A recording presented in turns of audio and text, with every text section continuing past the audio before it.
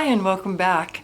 I wanted to start this video by sharing with you that when I was looking back at the video I had made regarding going to court for my son's sentencing, I had to laugh. You have to remember that was close to 2 years ago, and I'm just kind of reliving memories and what I went through that day. The thing that stood out to me was when I had talked about there were so many cars there that I was just driving through the parking lot and I was saying, what in the world? Well, I don't know if I really have ever said what in the world. I'm sure I said something, and I know it wasn't what in the world. I had a really great mom. She was like an angel. She was perfect. I don't think I ever heard her cuss. And I have the utmost respect for my mother, and she's no longer with us, but I would never go on here and do anything that I would feel would be disrespectful for her. So just wanted to clear it up. I certainly wasn't driving around saying, what in the world? So the other thing I noticed is I had talked about how alone I felt and that my oldest son had moved away. Well, I think I did feel alone, but my oldest son and his family had not moved until this past April. So I just like to keep everything clear, and so yeah. So let's talk about the holidays. And it's supposed to be the happiest time of the year, and it really isn't the happiest time of the year, probably when we were younger and when we had our families and everybody got together and there was all your cousins, and I don't know, the world was a different place. And so even if you're not dealing with an addict loved one, I know there's a lot of people hurting, going through other things. And so I want everybody to remember that we're not alone. I know sometimes we feel like that, but there's always somebody else with it worse.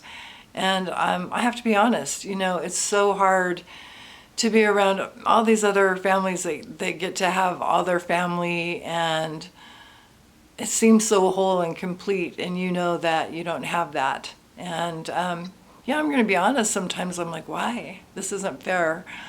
But in my opinion, for me anyway, God chose me to be the mama, and for whatever reason, I'm always going to love. And we're all going to deal with this differently. I wanted to share, like, I really haven't had a lot of Christmases with my son. I had one that we were so excited. I think he had served a year's time, and we were so excited to have Christmas together, and he showed up. And now amethyst is not my birthstone, but I love amethyst. I think it's beautiful. And so he had bought me a beautiful amethyst necklace with some diamonds on it. Probably spent too much money, but it was just really emotional for us. And he was just so happy to be spending time with his family. And I mean, deep inside, that's what they all want. They just get so lost. I want you also to remember that a lot of times we are arguing with, that's not our child. I feel like they've almost opened the port to demonic energy that comes in, and we are trying to argue and reason with somebody that's not even our child. Okay, the other thing I wanted to share with you was another Christmas we had, and that was a couple years ago, and we were going to my cousin's in Hagerman, and my son was uneasy. He feels not very proud of himself, like nobody would really like him, and like he's a felon. And I'm telling you, like, if you didn't know all those things and you met him, he's so likable. And I know so many of them, so many of the addicts out there, they're really special people, and it's just so heartbreaking to see this happen. But Anyway, normally when I go that direction, I stay in a Best Western or something. And I had made the decision, since Bliss is like the road right where you're going to go to Hagerman. I'm like, okay, there's a place that you could get a room there, and it wasn't very fancy, but I thought, well, it's reasonable price and it doesn't really matter. Well, it did matter. We drove up and it's not even paved, it's a dirt road. And then it's almost like when you walk up, like you're going into an old schoolhouse. And we were kind of laughing. And you had to go around a corner to find somebody that was working in there. And the place smelt like cheap old lady potpourri. You just had a key. You didn't have a card or anything to get in your room. It was literally a key. And they had a table with a bowl where people just put their keys in there. And the first one we went in, I don't even know what was on. We had like two beds, and it was just kind of like a blanket on it, and there was popcorn all over the floor. And I'm like, oh my gosh, what have we got into? And he's like, I'm gonna go talk to him. This can't be the right room. So no, it wasn't. It was the one across the hall. I mean, you could literally like see through the door. There was air conditioner that you could kind of see outside as well. And we were like kind of laughing and saying, well, we won't forget this Christmas. This is really something. He had went in to take a shower, and when he came out, he said the floor is going to be wet because it had like a cotton shower curtain, but there was no, what do I want to say? There was not a liner. And we're still just kind of laughing at the place, but we're just going to make the best of it. Go to my cousin's. We have a really great evening. We get back, and I mean, you just open the doors and you walk in, and my son was saying, anybody could just walk in here and just start shooting people. And I don't really think there was even hardly anybody in the place. Maybe there was 3 other cars at most. And so we're watching the TV and just kind of talking, and all of a sudden you hear this enormous thud, and he's like, Mom, did you hear that? And I said, yeah. I go, do you want to go check it out? And he said no.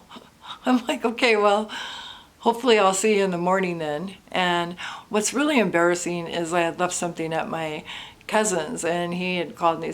He said I can just I'm close, I'll just bring it by. And he was like, oh my gosh, like, why are you staying here? Like, you could have stayed in our motorhome. And they have a beautiful motorhome. Anyway, it was something that I wouldn't recommend this hotel to anybody. Or no, it's not a hotel. I wouldn't recommend this motel to anybody, but it's a story that we'll always have. So for people who are spending their first Christmas without their addict child and they're worried, I think the best thing you can do is pray. And I personally, I always find a time, whether it would be Christmas Eve or Christmas Day, I burn a candle and I spend some time in prayer. Now, I'm not saying you need to burn a candle. You do you. I also think that even if this was a family thing and your family prayed for addicts, I happen to think that addiction is one of the most overlooked. I don't think that people know what to do. And I will tell you that over the years, I haven't seen it getting better. I've seen it getting worse. So I believe in the power of prayer, and I think it would be great if all of us prayed. If you want to do that and you want to pray at a certain time and be a part of this, leave a candle down below. Let me know. Let's see how many people we can have praying for this vicious disease. I would also like to encourage people to send a Christmas card. write a letter. I'm going to do that, and I'm going to send some pictures of his nieces and nephews and his daughter, because, you know, it seems kind of strange to me to send a Christmas card to somebody who's probably not having the best time. But on the other hand, I'm going to be honest, they've got more decorations out there than I have. So, you know, let them know we haven't forgot them. And let's pray for all those people who have lost family members to addiction, and think about really what they're going through. Make sure you reach out to someone, and always remember that there's somebody in a worse situation than we are. Believe it or not, there's always something worse. And lastly, I had just came home from a doctor's appointment today, and I had drove by a homeless guy, and I get different feelings. I've learned more compassion. There was a time when my son used to be so honest with me that I would say, "Oh my gosh, you're gonna kill me. I don't need to know all this." But you know what? He didn't kill me, and if anything, he made me somebody who's more aware, who has more compassion, and realizes that nobody would choose that life. And I'm gonna keep talking. We need to spread awareness. So I hope you all get through the holidays, and just keep praying, stay positive, and I'll see you in the next video.